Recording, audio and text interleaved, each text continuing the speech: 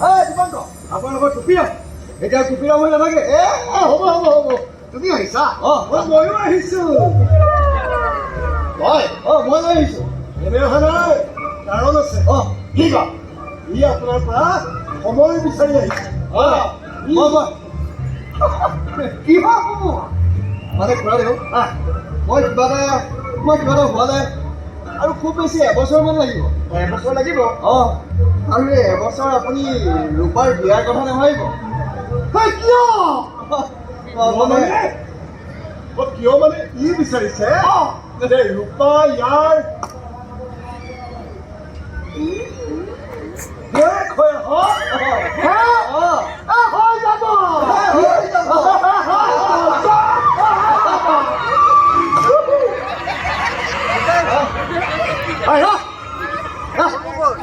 ৰূপা ইয়াৰ বয়স হ'ব মানে তোৰ ঘৈণী হ'ব আৰু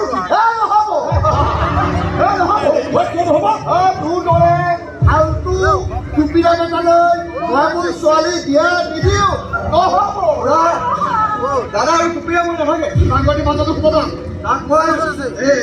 ফাল্টু হৈ থাকিব নিদিওঁ ইয়াক নহয়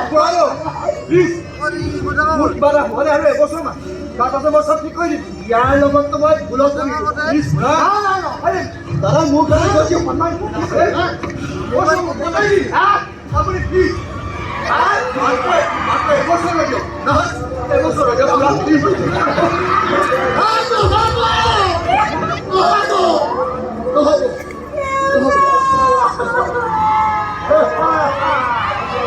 তেতিয়া কেৱল ময়ে নহয় আপোনাৰ জীয়েও এনেকৈ কান্দি মৰিব লাগিব কান্দিব নালাগে মোৰ কাৰণে কান্দিব লাগিব মোৰ বহুত দুখ লাগিব এবছৰ হৈ দিলে হ'ল এবছৰ তল কাৰোবাৰ যে উৰি হৈ নাযায় আৰু এবছৰৰ ভিতৰত যদি তোৰ একো এটা নহয় তেতিয়া আপোনাৰ ছোৱালীৰ বিয়া টান বেল পাৰ্টি পঠাম মই মোবাইলটো লৈ চাওঁ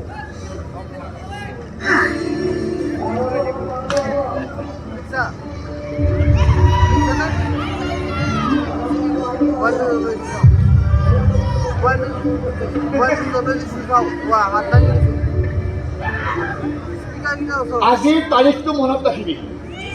এটা বছৰ মই ৰ'ম কিন্তু এটা বছৰৰ ভিতৰত যদি তোৰ একো এটা নহয় তেতিয়াহ'লে মই যি সিদ্ধান্ত লওঁ তহঁতে চকু মুদি মানি ল'ব লাগিব আপুনি চিন্তাই ল'ব পুৰা দাদা মই পুৰা জেণ্টেলমেন বনাই দিম দেখা যাব ৰ'বা ৰেডি থাকা দাদা হৈ গ'ল মই যাচোন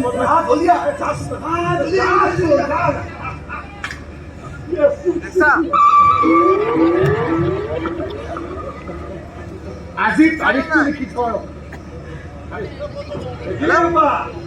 ইয়াকে কয় ভাতৃ প্ৰেম আমাৰ ভাল পোৱাৰ কথা তোৰ চকু পানী পেলোৱাৰ কথা দিলীপৰ মুখত শুনিলে